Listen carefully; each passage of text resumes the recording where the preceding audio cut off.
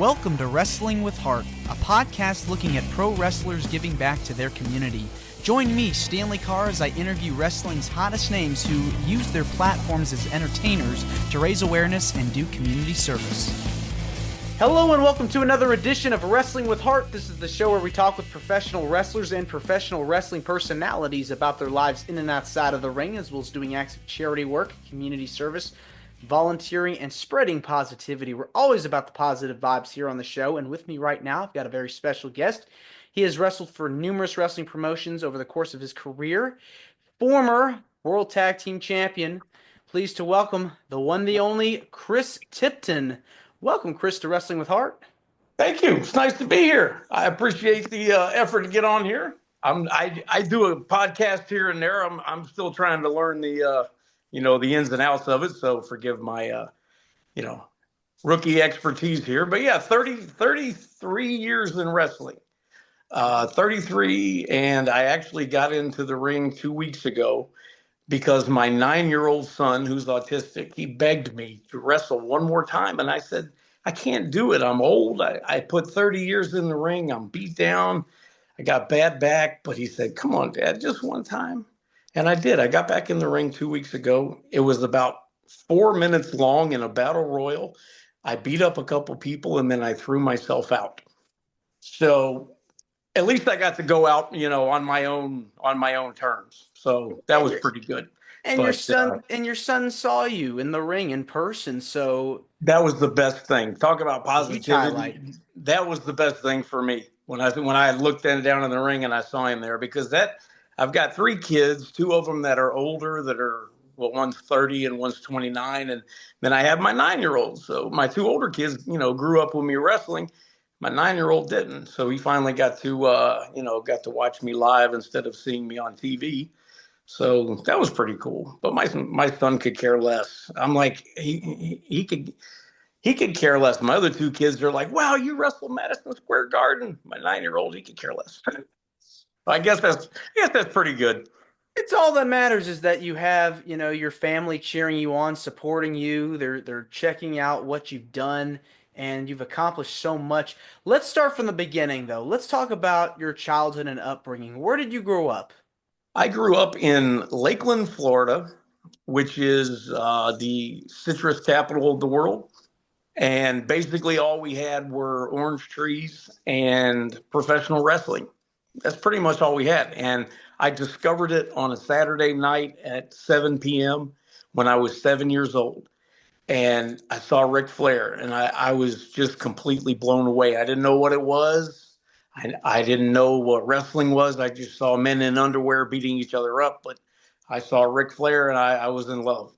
So I knew what I wanted to do. And then I kept watching and got my dad to take me to a match. And then once he took me, that was the end of it for me. So I knew what I wanted to do. And I graduated high school at 17, and I knew I was going to wrestle. Someone asked me what I wanted to do after high school, and I told them I was going to be a wrestler, and they kind of laughed at me. And, you're never going to do that. And 10 years later, I saw the guy in Walmart on a Saturday night, and he asked me to autograph something for his kids. So I said, that was cool. I said, I didn't have to say anything. It's like, remember when you said I wasn't going to do it? Now you want your kids something autographed. So that was pretty cool. I like that. But I always wanted to be a wrestler. That's what I wanted to do. And no one was going to tell me no, even though I wasn't tall. I wasn't muscular. I was, 5'11", maybe 6 foot at my best, and about 200 pounds. But I graduated high school and I actually turned down playing college baseball because I wanted to wrestle. And so I graduated in June, and September was my first match. I had 3 months of training, and 6 months after my first match, I had my first TV match in WCW, and I got the absolute stuffing beat out of me from one end to another. So I was 18 years old and 2 weeks. So I just turned 18 when I had my first match in WCW. And I got absolutely killed by the Nasty Boys. But it opened up a great career. So I'm definitely not complaining about that. I mean, you're so young. Talk about, starting out at 18 years old, fresh out of high school. It is tough, I'd imagine. You're learning on the job. It seems like, you really got your training in when you were on the road. Well, and the good part was, well, you're right, because I was a child in a business of men. So I can remember, like, just my first couple matches, how just absolutely ridiculously young and naive I was. Just, I just really had no clue what I was doing. So I actually grew up in the wrestling business in more than one way. I mean, I had been around it. I actually lived close to Blackjack Mulligan for a while, and so I had been around it for a while, but I had always wanted to do it, always. And Florida Championship Wrestling from Florida was the best thing ever, because it was just amazing. And I'm finding now that people all over the United States, everyone had their little territorial wrestling, because now I'm watching Portland and I'm in love with what's going on in Portland. And that's all because of YouTube. And I wish we had YouTube 30 years ago, because if we had YouTube and Facebook and social media, I would have been a lot more famous than I was without all that stuff. And I had a really good career. God bless me very, very much. I'm very thankful for that. Not to But mention, I could have done a lot better if we would have had Facebook and YouTube and all that stuff. not to mention too, all the old wrestling that was, gone and erased from the territory days, with the whole reel to reel, bicycle tapes and everything like that. That stuff definitely could have been archived and saved and preserved for today's era.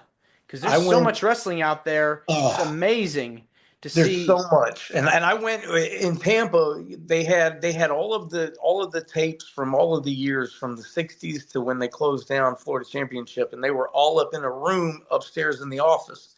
And I went up there one time, and literally, I was just looking at reel to reels, like you said, and there were thousands. Now, they all got sold to WWE, and, they're now in the library, and it's good because, they're preserved forever. But I think they paid like $3 million for the whole library. So I'm just in there looking at $3 million worth of tapes. I love the history.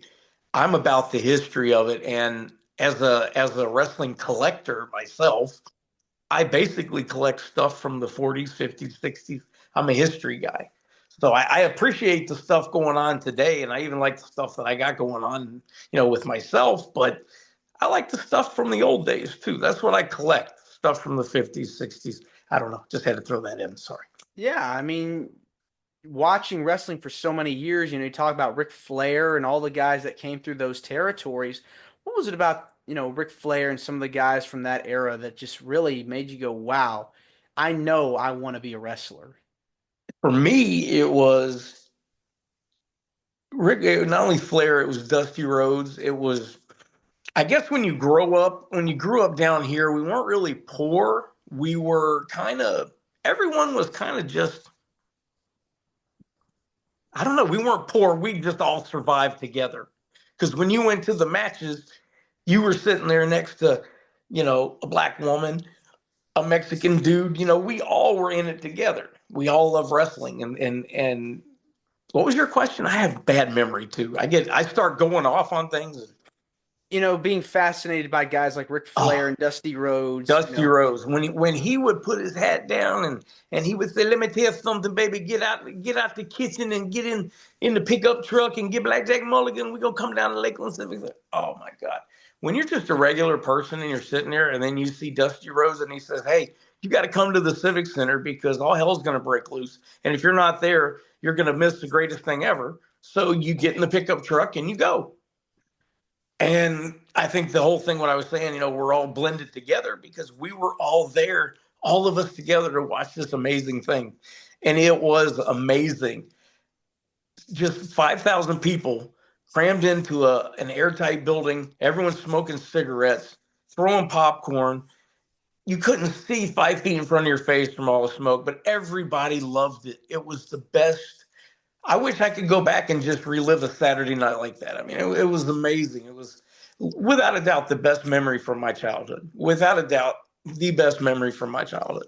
And it's the hottest ticket in town, hottest ticket in town. You're going to these shows every week with your friends and with your family, and for 2, 3 hours, just mindless entertainment, just enjoying just two guys, two women, two men going at it, uh, escaping everyday problems. So it's amazing to see that professional wrestling is still alive and well. I want to talk about your career, how you got started in the business. You'd mentioned you were 18, breaking into WCW. Talk about life on the road, learning from some of your mentors, any pieces of advice that you got from them that you still remember today. And that's the main thing that you mentioned there about being on the road is we all used to ride together. So you would get usually there's a wrestler named Bob Cook who was an enhancement talent. He lost like me on TV, but Bob Cook, he was absolutely amazing. He was the guy that was there at every TV taping because he was so good. He also lived, outside of Tampa, so we rode up every week together. I used to watch him on TV. So now here it is 5 years later. I'm not the little kid. Now I'm actually riding with him. And we would talk about wrestling from Tampa to Atlanta. And that was all we talked about. We used to play the wrestling game where if I say a wrestler like Hulk Hogan, you would have to take the H from Hogan and you would have to say, Herbert Walker or whatever. We would just have to go back and forth and you keep naming wrestlers. We're still going on a game that's been going on for 30 years now. But you talk about wrestling. That's what you talk about. And that's what is missing today, I think, because when I talk to wrestlers today, they don't travel together. They kind of do their own thing. And that's where you learned how to wrestle was you would have a guy like Bob Cook watch your match, and then you would say to him, okay, what did I do wrong? Tell me, what did I do wrong? And if they were nice enough, which Bob always was, he would sit there and he would say, this was good and this was good and this sucked. And that's what you want to hear. You want to hear, okay, now I know what to work on. 2 weeks ago, I gave some advice to a kid, and he literally looked at me like I had three heads. And I saw that he was looking at me like this and like kind of like, blowing me off. And I finished it with, well, I only wrestled 3,000 matches and 3-time world tag team champion, but I don't know anything. And I walked away. But, like I said, we used to talk about wrestling. That's all we did. And we lived it. I mean, we were on the road so much. You would have like a 3-day trip every week. So we would always end up in Atlanta for a night or two, but we would do like Dalton, Georgia, or Mobile, Alabama, or there was always something in the South that we would do. And so I did that for a year, and then I got a call to go to WWF. And they sent me to WWF, and the money went up. I went from making about $150 a night to making $250 a night, sometimes $500 a night, and they paid you in cash, and they paid for all your expenses. So that was the best. So finally, I started making some money in wrestling when I was about 19, when I started working for WWF, because when you're going to Atlanta and you're making $125 and you have to pay your way and gas and hotel and you have to eat, that's not a lot of money. And then it takes 2 weeks to get your check. So by the time you get your check in the mail, you had already spent that $125, that $250 or whatever. So the only thing you could do to make money was hope that you got to wrestle twice so that you would get paid twice. That way you knew, okay, at least I got $150 coming. But WWF was completely different. It was WCW was great, but WWF was first class. Everything was first class. We made so much money. We had so much fun. Got to be on the best TV shows. It was amazing. Absolutely amazing. It was totally different than WCW. Yeah, Good time. I mean, you're able to, see differences between both promotions, and you're in two separate locker rooms. Uh, so many different people. Who are some of the people that you got to ride with in WWF, WWE that you have fond memories of? I did a couple of trips with Shawn Michaels. We did. We were. This is a quick story, but this is what wrestlers do to each other. We were traveling in a pack, four in one car, four in the other, and Shawn Michaels was in the car in front of us.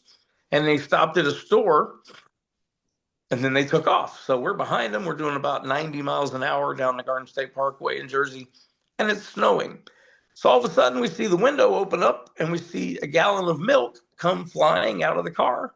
So Shawn Michaels threw a gallon of milk. It hit our windshield. And if you've never seen milk hit a windshield when it's snowing outside at 100 miles an hour, he basically almost killed us all. But we all laughed about it because it was funny, because that's just the stuff that we did. We thought it was funny that in a snowstorm, we can't see anything going 110 miles down the Garden State Parkway. How we all survived, I have no idea. But we used to drive so much, and like WCW, we used to drive. You would never get a flight. WWF, they would fly you almost everywhere. So flying us, then we're renting a car, we're renting Cadillacs. One time in Boston, the Cadillac, we literally barely rolled in back in there because we jumped a median in Boston. We didn't mean to. We didn't know where we were going, and completely screwed up the Cadillac. But it was fully insured, so we were okay. Just so many things, and that happened every week. Every week it was something, but it was fun. It was fun because we had to have fun because it was so boring. You drive and then you get to a building and you sit there and you go eat and you sit there and then you do an interview and then you sit there, then you go wrestle, then you drive for another 10 hours. A lot of driving. It's the A lot of driving. grind. It's the grind, but we loved it. We loved it. If you can, let me tell you what, you learn to sleep sitting up like this. A lot of times you learn to sleep with your eyes open too. I mean, it's crazy. The only time I really slept was on the airplane, because we drove so much. I mean, we're always driving. Sleep in an airplane, so I can Yeah, sleep on an airplane. you have to get used to it because you're doing so much of one thing, and then when you're doing something else, it's a different kind of like, you know, feel, because you're constantly used to, one thing. You're on the road, going from city to city, town to town on automobiles. When you're on the plane, it's a different story. And they used to. Sometimes you'd have to take three flights in one day, and then rent a car, because if they had to send you to Saskatoon for a layover for 2 hours because it was cheaper, they would send you to Saskatoon for 2 hours and make you wait and catch another flight to go back here, because they were saving, $50 on a ticket. But, they didn't really care, about us back then. But, it was, and if you ask any of the guys from the 80s or any guys from 70s, all they're going to tell you is we had to be there. That was it. They didn't care how we got there. They just told us to be there. If they told you to be there at 1 o'clock, you were there at 1 o'clock. That's it. No matter how it took you to get there, you were there at 1 o'clock. It's that discipline. You have to, and the time commitment, because you have to show up at a certain point in order for you to, go to work and do what you need to do, and get ready and prepare, and, constantly go through that cycle. I mean, it is, hard work. Sometimes you would get lucky if let's say they would schedule like 2 nights in Poughkeepsie. So you would get, 2 nights. So you get to wrestle, but then you wouldn't have to drive anywhere. You could stay in the hotel for a whole night, relax, enjoy yourself, catch up on your sleep, and then the next night you're in Poughkeepsie again. So you wrestle, then you haul butt again. But you got that one night where you could just sit there in the hotel and just have fun. And that didn't come a lot, but they're not grinding as much as we used to back then. I mean, they realize that all that it leads to is killing your talent because the body needs rest and it needs to be able to heal itself. And if you're wrestling 300 days a year, you don't have time to heal yourself. And it hurts. Trust me. Oh, you're landing on a trampoline. It doesn't hurt. It's all fake. Okay, come look at my medical records and you tell me it's fake. Come talk to my doctor and tell me how fake it is. It's ridiculous. It's like I'm basically, 15 years away from a walker or a wheelchair. And that's how a lot of the guys are. And it's sad, you watch the movie The Wrestler and the way that they ended up, the older guys. And I look at the guys that were on top when I came in, and a lot of them are dead. Most of them are dead. And it hurts, man. I lost a lot of friends. But they're taking care, at least now, they've realized that you can't wrestle 300 days a year anymore. You need to sleep. And they're taking a little bit more care of the wrestlers. It's more of a healthy business than it used to be. And that's Yes. good because wrestling is always going to be around. It's the oldest sport in the world. Wrestling and running, they were used in the caveman days to assert dominance, and they're still going to be here. So, Yeah. you're still going to have wrestling, but can we, slow it down a little bit so that Cody Rhodes is around for 30 years? You know, I Yeah. like Cody. I liked his dad. I liked his brother. I wrestled both of them. Oh, what were they like to work with back in the Oh, they day? were they were great. Dusty Rhodes, I mean, just getting hit with the elbow was amazing. Dustin is amazing. I mean, I was very lucky. I got to wrestle a lot of the guys that I grew up watching in Florida. Cuban Assassin and Billy Jack, and I mean, just a whole bunch of people Hector Guerrero, and people that I grew up watching that I absolutely loved and I got to get in the ring with. I never got to wrestle Ric Flair. I never got to wrestle him. I wanted to very, very badly. It just didn't work out. I would have loved to, but I got to wrestle Terry Funk, and that was phenomenal. And I think my two favorite matches. Um, I had a really good one against Eddie Guerrero, which is classic. I absolutely loved it, and I had a really good one with Triple H. And whenever I see Triple H to this day, he still remembers me and still remembers that match because he was, brand new and I wasn't. And I actually, helped him out a lot. So he never forgot that. And I appreciate that because, I'm just there. I'm there to lose. I'm there to, make you look good. So it makes me feel good when you remember me. And even 30 years later, you still remember me. That I have a lot of respect for him for that. It's always nice, when you're wrestling someone, working with someone that is just, well known, like a Triple H or like an Eddie Guerrero, and however many years later they still remember you. I mean, it has to feel real, satisfying and gratifying to know that you were a part of their career. Oh, absolutely. And it there's not a lot of it's not a job where you get a lot of praise. When you're walking to the ring, people are yelling at you, spitting at you, calling you very bad names because they know that you're going to lose, and you're going to lose. But the trick is to go out there and make them think you got a chance. Make them think, you know what? Wow, oh my God, this guy almost had him. I almost had Lex Luger once. I had him down for a 2 count. And they were flipping out on TV. They're like, he just body slammed Lex Luger. I mean, it was pretty cool. But yeah, I body slammed Lex Luger, and that's the main thing. If you're wrestling somebody, if you just go out there and just beat them up, they're nobody.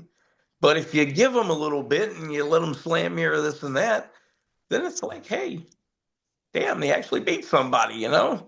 So that's just my theory. I wish more people thought that way, but you know, I didn't have a problem. Look, I knew I was there to lose.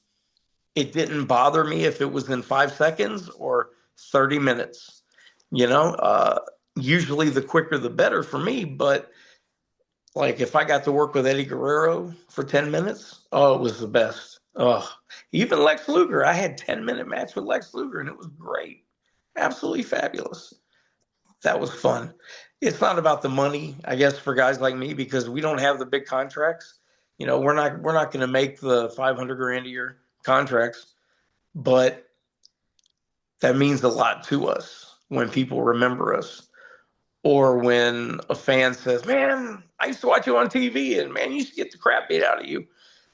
Even that, it's like, you know, when they remember certain ways you got your butt beat, that's pretty cool. I had a guy actually mail me a letter from Australia the other day, and he had been watching some tapes of me. Mailed me a letter from Australia, wanted an autograph, and I'm like, wow. So it's still, and this was like last week. I'm like, that was 30 years ago, and people are still seeing it. That's pretty cool. But then I was like, God, I got people stalking me from Australia. Well, it's nice to know that when you have fans from around the world, especially with access to, the network and now with Netflix, they can see everything that happened back then and they can look you up online to find out where is Chris Tipton now? What's he doing? And to write a very nice message, I mean, that has to feel real good. Oh, absolutely, and you know, it's nice to know that you touched people, and even if it's by you getting beat up and laying down and counting ceiling tiles. I mean, you know, not everybody can do it, and that's the thing. You know, anyone could go to wrestling school and they might be able to get a match on TV. It wasn't hard to do. What was hard to do was to get invited back. And I was lucky enough to get invited back until I got hurt and my career ended. So I was always invited back. And that was the main thing for me. You know, there are thousands of people that wrestled on Monday Night Raw or whatever, and they got their butt kicked and they had their one time in the sun and that was it. But then you got guys that made a career out of it, like Barry Horowitz. And people like Barry Horowitz. I mean, he's the best example. That man wrestled everywhere. And, you know, most of the time he lost, but he had one great career and he did a lot for the business. And he's a friend of mine. And I haven't seen him in a while, but he's a good guy. And I had a pleasure. It was a pleasure having him on the show recently. We were talking about, kind of the same thing about being remembered for so many years and being in the ring with so many people. Uh, so when you're sharing the ring, sharing the spotlight, was there any particular match that you enjoyed the most? I will tell you, besides the Eddie Guerrero one, my last match in WWF was against Crash Holly. And it was definitely my favorite WWF match. We had a little comedy in there. We had a good time. And I think the best part was I didn't know it was my last match because I didn't know I was going to get hurt. So I went out there and we had a really good match. It went 8 minutes and everything was great. And I was like, man, this was such a good match. I was so happy with it. And then I got hurt not too long later. And that was the end of it. And I'm like, well, at least I ended up on a good match. So that was my favorite. But I can definitely tell you my least favorite matches. And that was against Big Van Vader. I wrestled him 5 times. And every time he killed me. And he liked me. He liked me. That was the thing. We were friends. But we were friends. Um, But he beat me up, and it got worse every time. And I really thought he didn't like me, but he really did like me. But my God, when he hits you, he hits you so hard. And I played high school football, and I had never seen stars in my life until I got in the ring with him. And then I saw stars, and that was the first time I wrestled him. It was amazing. Absolutely amazing. Ugh, not in a good way. Not in a good way at all. When he's a huge guy. This is a 300-pound man. I'd imagine, you feel very nervous and anxious just being in the ring with somebody that big because this dude's about to beat the tar out of you. Well, and it was 2 weeks before I wrestled him that he had power bombed a guy and he broke his back. The guy's name was Joe Thurman, and it was just a freak accident. I mean, I don't think Vader did anything intentional. He just power bombed him and broke the guy's back. Sometimes, listen, when we were created, I don't think God took into effect the fact that people are going to be body slammed on plywood and metal beams. So he really didn't create our body to put up with stuff like that. So that's probably not a good idea. Well, It's probably not a good idea to wrestle in the first place, but here we are. what led, you talked about the Crash Holly match. Talk about when you found out that you couldn't do it anymore or couldn't do it full time Ugh. anymore. I got hit in the head with a metal crutch, and it was from behind, and it wasn't. The guy thought I was zigging, and I ended up zagging, and I wasn't even looking, and it barely hit me in the head. It wasn't hard. I mean, it was not hard. I'd taken 1,000 shots like that, and I woke up 4 days later completely blind. So it was the right spot. I guess it hit me.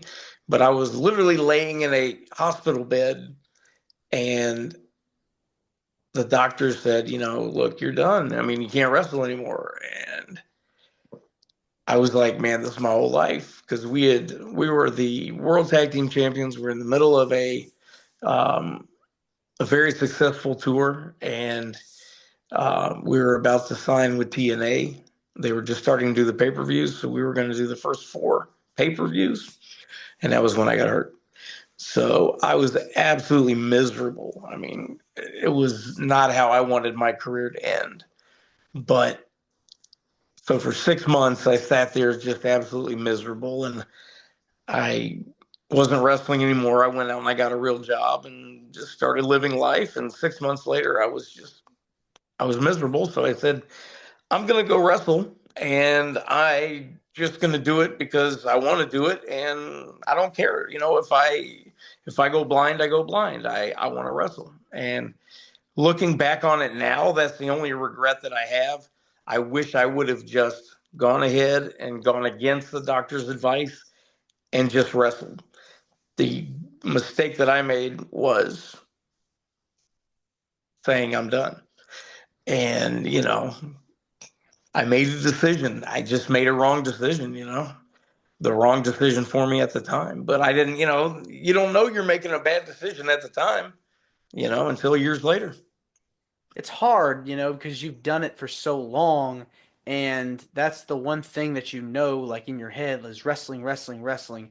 And when you decide you can't do it anymore, you're being told that you can't do it anymore, it hurts, both It does. figuratively and literally, because that's all you know. That's what you've been doing for so long. That was it. That was all I knew. I mean, it was like I didn't have any other experience. And when I went and applied for jobs, they're like, what do you do? And I'm like, well, I didn't see any spots on there for, arm drags and hip tosses and stuff like that. So, I had to start at the bottom there too. I ended up working in corrections and, started working out of jail and did that for quite a while. And, now I have a good state job. I work for the state now, and I work hard for the state of Florida, and I love, everything worked out for me. That's the best part. I wish my career would have been a little bit longer than it was, but I got 10 really good years. And now I do a lot of charity work now. Um, if if we can run a show down here for whatever organization, we work with them. Wrestlers will usually work cheap if it's for a legitimate charity and they know that, it's not going in someone's pocket. You can get wrestlers, to work pretty cheap. So we do a lot of benefit shows and stuff like that to help kids, and we do summer camp shows every year. I find that it's a good way to make money for people, for events, for charities, and people love wrestling, and we'll do the show to, we fit the customer. We do a lot of stuff with kids and birthday parties, I mean, we'll do anything. But the main stuff we do are anything that can benefit schools. We uh we do things where all of the profits go to the school 100%. We don't want anything. We don't take any of the profits. We don't, it's good for the schools. They get to do they sell all the concessions and stuff. They make all the money. That's good. It makes us happy. It's a way of giving back because you know what? We had good careers, and I had a good career, and I'm very thankful that even though it was my hard work, I'm thankful that I had the opportunities to do what I was able to do, and not many people were able to do that. And my generation was the last generation of people that basically go out there on TV and get beat up. They don't do that anymore. It's big guys and against big guys. So I was the last of a dying breed. Well, outside of the charity shows that you've done, let's talk about some of the stuff that you've personally done as far as charity work. What kinds of things have you done over the years that you want to talk about that you've helped out with in your community? I think the best thing that I did that I felt the most impact for, and I really need to get it started back up again, is we used to go on Christmas Day to All Children's Hospital in Tampa, and we did that for many years. And we would bring Santa and bring toys, and that fell through about 10 or 11 years ago. And I don't know how it did that, but we did that in Tampa, and we would hit every children's hospital in the area, and oh man, that was so much fun. I mean, and always doing fundraisers for schools. That's the main thing. I've done so many. I think my favorite one was most of the ones that we do for schools will involve a teacher or a coach or something like that. And I actually got to wrestle my high school principal. And we ended up raising about $8,000 for the band, which was nice. Um, Wrestling your high school principal. I wrestled my high school principal. How Yeah, does that that was happen?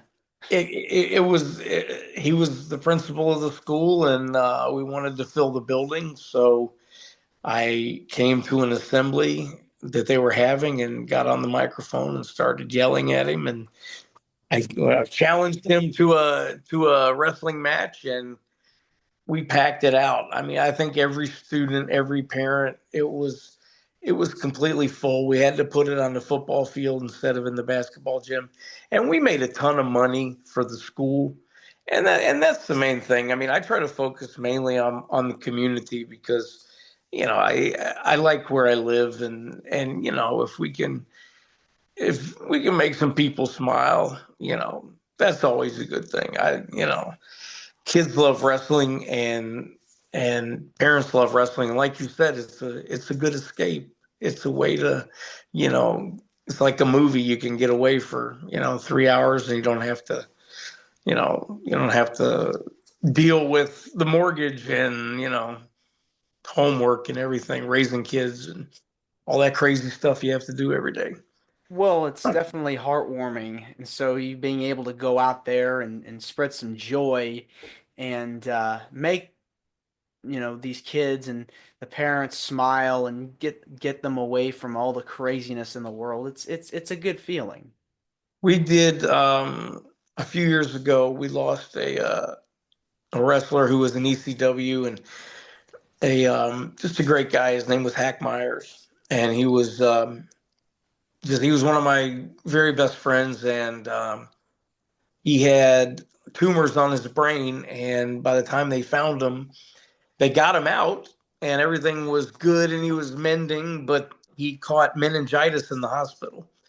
And by the time he got back and they discovered the meningitis, he died 2 days later. So we did, in his honor, we did a show for the American Cancer Society and also for the Red Cross. And those were his favorite charities. And the WWF actually donated some stuff, which was very nice of them. And we were able to give $10,000 to the charities. That was the most successful one for me. And we got to Hack's family was there, so they got to enjoy that. And it all went to, none of the wrestlers took a payday, and it all went to those two charities. And I'm a firm believer, if you don't give back in general, if you don't give back, then you're not a nice person to begin with. I mean, you can't get anywhere in life without someone helping you at some point. So if you don't give back, what does that say about you? Because I know I didn't get here on my own. There are people that had to help me out. So I try to do the same thing. Yeah, it's all about paying it forward and making a difference. That's it. That's all you can do. Yeah. That's all you can do. Well, this has been wonderful getting the chance to speak with you, Chris. I just want to say thank you so much for coming on to Wrestling with Heart. It means a lot to me and to my listeners and viewers that are watching this on YouTube. Where can people find more about you on social media if they want to just say hello or reach out? Classic Chris Nelson on Facebook. That's me. I'm not too computer good, so I do have a Facebook account. Either Chris Tipton or Classic Chris Nelson. Either one. All right. I'm there. All right. Well, thanks so much, Chris, and you're more than welcome to come back. All right. Thanks a lot. You have a good one. We'll talk to you later. All right. Take care. This is Wrestling with Heart. I hope you found this podcast to be informative and entertaining. If you did, please hit the subscribe button and look out for the next edition.